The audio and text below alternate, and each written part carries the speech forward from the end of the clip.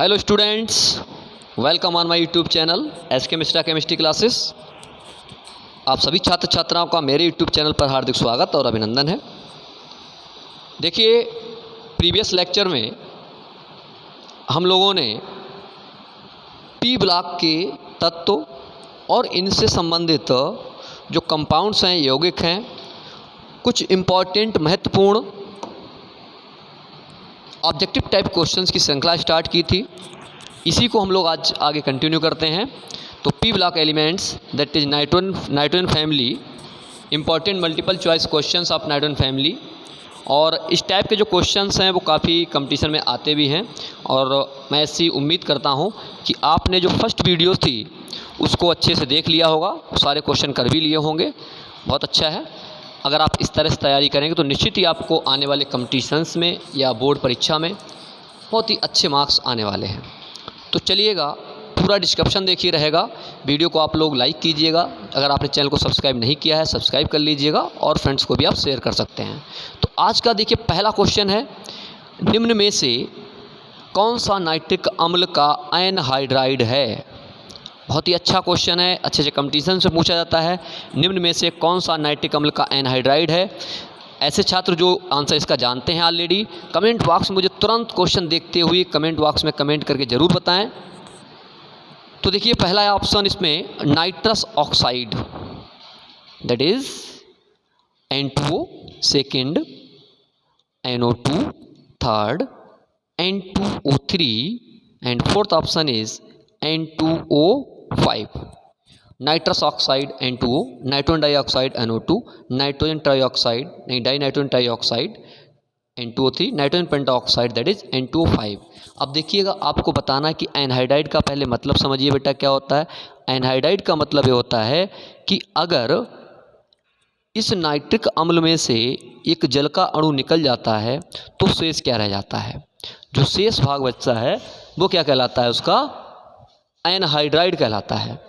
उसे क्या कहते हैं, एनहाइड्राइड कहते हैं। फॉर एग्जांपल, जैसे अगर आप नाइट्रिक एसिड यानी HNO3 है, इसमें से वाटर मॉलिक्यूल आप अगर निकाल देंगे तो देखिए क्या देखो शेष रह जाएगा, N2O5 plus H2O।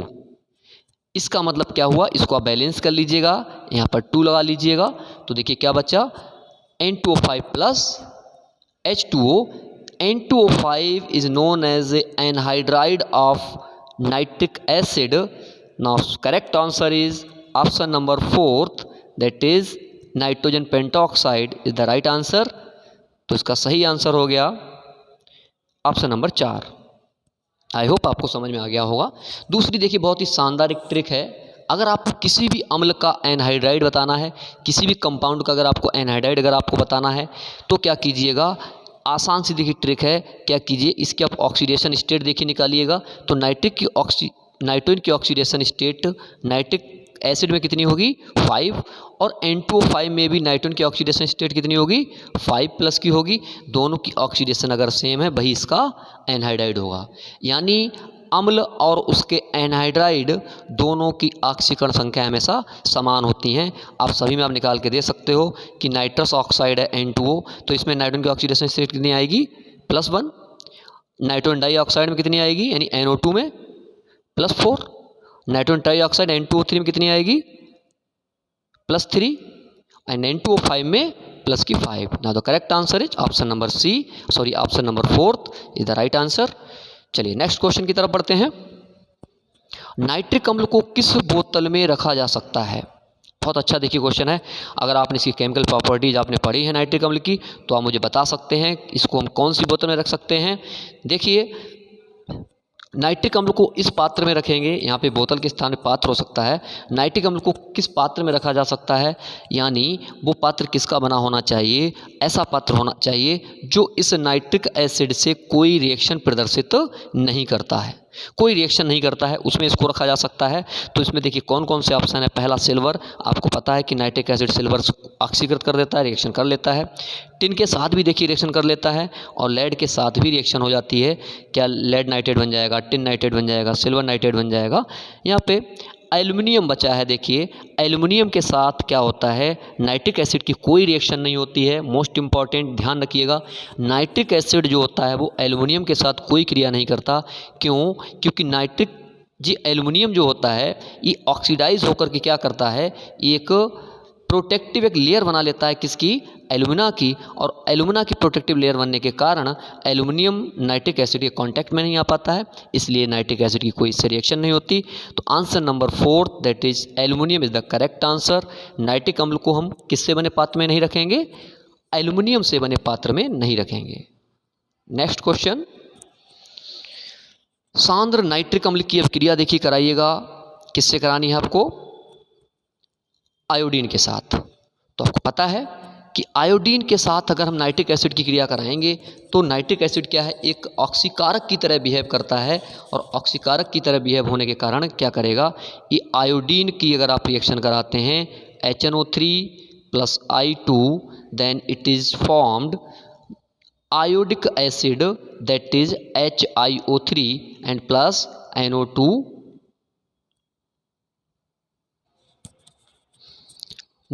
Concentrated nitric acid react with I2 form HiO3 plus nitrogen dioxide plus water molecule. Now balance the reaction. I2 gives it reacts with 10 nitric acid, 10 molecules, and it forms 2 iodic acid and 10 nitrogen dioxide plus 4 water molecule. Okay, so now the correct answer is iodic acid. Option number 3 is the right answer, that is HiO3. Important है, इसी तरह से आपको reaction याद होनी चाहिए कि अगर हम सांद्र नाइट्रिक एसिड की अपक्रिया कार्बन के साथ कराते हैं तो कार्बन डाइऑक्साइड बनता है। सल्फर के साथ देखिए अगर कराते हैं तो क्या बनेगा बेटा? सल्फ्यूरिक एसिड बनेगा। फास्फोरस के साथ कराएंगे तो क्या बनेगा? फास्फोरिक अम्ल बनेगा। ये सारी रिएक्शन आपको याद होनी चाहिए। नेक्स्ट क्वेश्चन, गोल्ड निम्न में से किसमें विलेय है? बहुत ही इंपॉर्टेंट देखिए क्वेश्चन है कि गोल्ड, आपको पता है कि कुछ नोबल मेटल्स होते हैं, जैसे गोल्ड है, प्लेटिनम है, यानी Ag है, Au है या प्लेटिनम है, ये क्या करते हैं, कुछ नोबल मेटल्स होते हैं। नोबल मेटल्स का मतलब क्या हुआ? ऐसे मेटल्स जिनकी रिएक्टिविटी क्या होती, बहुत कम होती है, इनर्ट होते हैं लगभग। तो अगर आप गोल्ड को सोचें कि HCl में घोलेंगे, नहीं घुलेगा। सल्फ्यूरिक एसिड में भी नहीं घुलेगा, नाइट्रिक अम्ल में भी देखिए नहीं घुलेगा। अगर ये घुलेगा तो सिर्फ किस में घुलेगा? एक्वा रेजिया में घुलेगा। तो इसका सही आंसर क्या हुआ?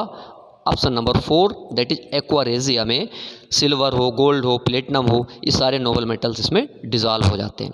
तो चलिए पहले बात करते हैं कि एक्वा रेजिया होता क्या है। एक्वा रेजिया का मतलब क्या हुआ? इसको हिंदी में क्या कहते हैं? अम्लराज भी कहते हैं। क्या कहते हैं? अम्लों का राजा इसे कहते हैं, इसे अम्लराज भी इसके कहा जाता है। अब यहाँ पर सांद्र nitric acid, concentrate nitric acid plus concentrate HCl का 3:1 3:1 में बना हुआ विलयन क्या कहलाता है? एक्वा रेजिया या अम्लराज कहलाता है। 3 अनुपात में सांद्र नाइट्रिक अम्ल, 1 अनुपात में सांद्र HCl का बना हुआ जो विलयन होगा वो क्या कहलाएगा? एक्वा रेजिया या इसे अम्लराज कहते हैं। नेक्स्ट क्वेश्चन,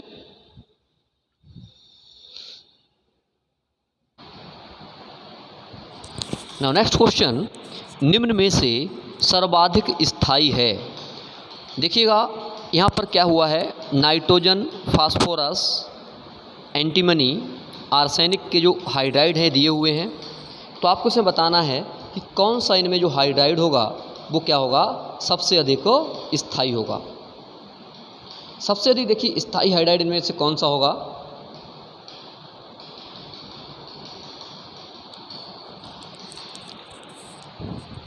आपको पता है कि अगर हम किसी भी वर्ग में, हाइड्राइड के केस में अगर वर्ग में ऊपर से नीचे की तरफ जाते हैं तो जो स्थायित्व होता है, स्टेबिलिटी होती है, यानी थर्मल जो स्टेबिलिटी होती है वो डाउन द ग्रुप डिक्रीज होती है।